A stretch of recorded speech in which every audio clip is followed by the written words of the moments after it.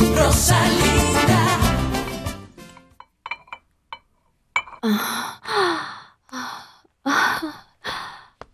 Senyora, ayos ka lang? Sobrang nangihina ako at ang hilo ko ayaw mawala. Huwag kang mag-alala, kapag nagkaroon na ng laman ng tiyan mo, gagaan na ang pakiramdam mo. Basta wag mo lang susobrahan ng kain mo. Babantayan ko ang mga kakainin mo. Alam mo, masaya ako sa paraan ng pagtatrabaho mo.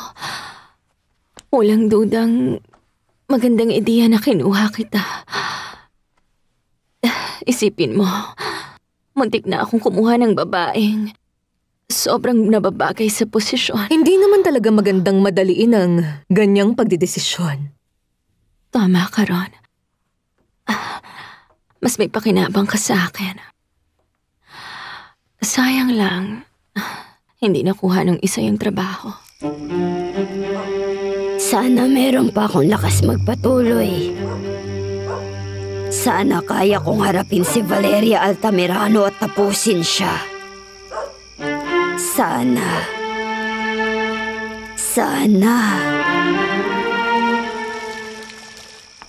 Nakakapagod.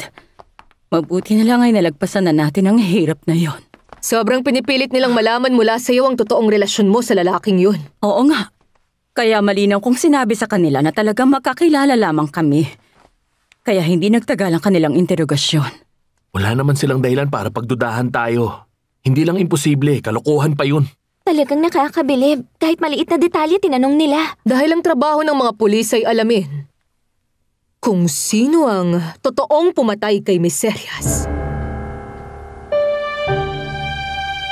Gawan na ba kita ng tsaa para kumalma ka, senyora? Sinong nagsabi sa'yo na kailangan ko ng pampakalma? Naisip ko lang naman. Ako kailangan kong uminom noon, sasamahan na kitang gumawa. Gusto mo pa ng tsaa, Beto? Ayoko.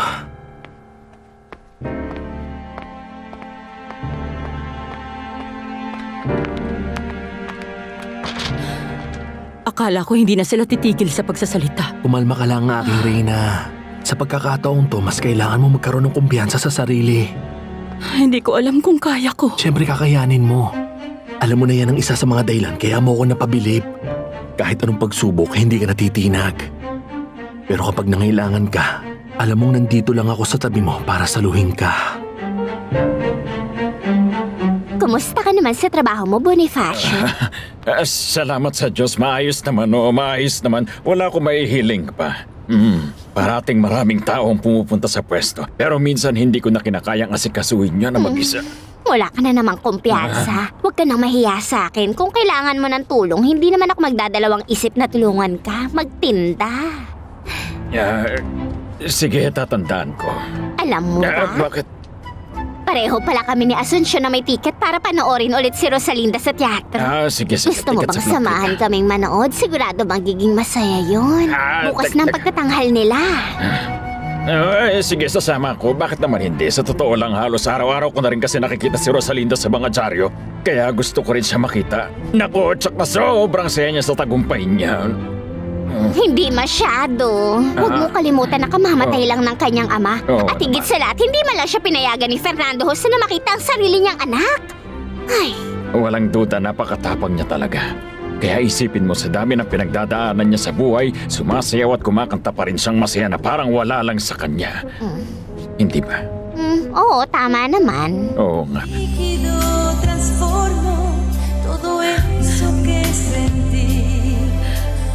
A sacarlo de mi cuerpo cuando pienso en ti.